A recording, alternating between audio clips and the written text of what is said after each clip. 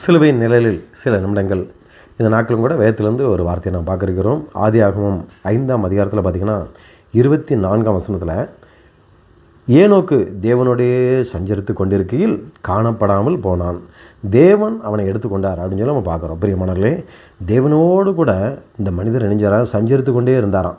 அதேபோல் 22ஆம் வசனத்தில் பார்க்கும்போது, ஏனோக்கு மெத்தூசலாவை பெற்ற பின் 300 வருஷம் அவர் உயிரோடு இருந்து பார்த்திங்கன்னா தேவனோடையே சஞ்சரித்து கொண்டு வந்து குமாரரையும் குமார்த்திகளையும் அவர் பெற்றாராம். பாருங்கள், இந்த நாட்களில் அவர் ஆண்டரோடு கூட சஞ்சரித்து கொண்டு வந்த ஒரு விஷயத்தை நம்ம பார்க்குறோம். இன்னும் கடைசி காலத்திலும் கூட நமக்கு எவ்வளோ வேலைகள் இருக்குது, எவ்வளோ பிஸியான வாழ்க்கை வாழ்ந்து கொண்டு இருக்கிறோம்.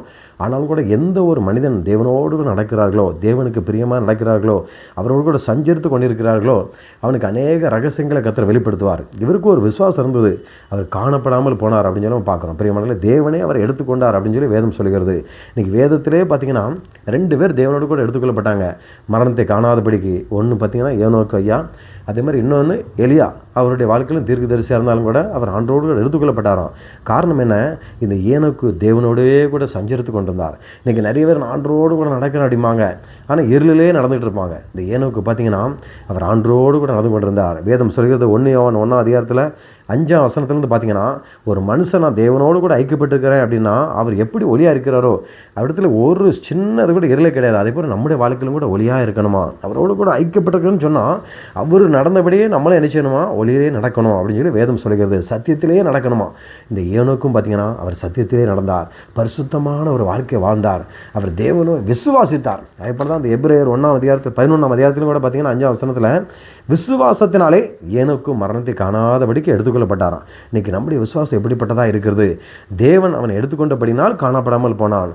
அது மாத்திரமல்ல, அதுக்கு முன்பதாகவே அவனை குறித்து சாட்சி சொல்லப்படுகிறது, அவன் தேவனுக்கு பிரியமான ஒரு மனிதனாக இருந்தான் அப்படின்னு சொல்லி. இன்றைக்கி நம்மளும் தேவனோடு கூட சஞ்சரித்து கொள்ளும் பொழுதுதான், ஒரு நாளைக்கு ஜெபம் பண்ணலனாலும் அடுத்த நாள் பார்த்துக்கலாம் அப்படின்னா நம்முடைய வாழ்க்கையில் என்ன குறைகள் இருக்குதே தெரியாது. ஒவ்வொரு நாளும் தேவ சமூகத்தில் ஆண்டரோடு கூட நெருங்கி ஜீவிக்கும் பொழுது தான் ஆண்டவர் நமக்கு நிறைய காரியங்களை உணர்த்துவார். நீ இந்த மாதிரி இருக்கிற, அந்த மாதிரி இருக்கிற, நீ இப்படிலாம் நட அப்படின்னு சொல்லி நமக்கு நிறைய காரியங்களை அவர் கண்டித்து உணர்த்தக்கூடிய ஒரு பரிசுத்த ஆவியானவராக இருக்கிறார். எனவே நம்மளும் கூட இந்த கடைசி நாட்களும் கூட அவருடைய வாக்குத்தத்தத்தை உறுதியாக பிடித்து கொண்டு கர்த்தரை உயர்த்துவார், ஆசீர்வதிப்பார், என்னை வெட்கப்படுத்த விட மாட்டார்னு சொல்லி ஆண்டரோடு கூட எந்த அளவுக்கு நம்ம சஞ்சரிக்கிறோமோ, இந்த உலக பிரகாரமான எல்லாத்தையும் காட்டிலும் தேவனோடு கூட ஒரு மனிதன் எந்த அளவுக்கு சஞ்சரிக்கிறானோ அந்த அளவுக்கு கர்த்தர் நம்மளை ஆசீர்வதிப்பார். அவர் விசுவாசத்தினாலே தேவன் நினைச்சாராம், அவர் எடுத்துக்கொண்டாராம்.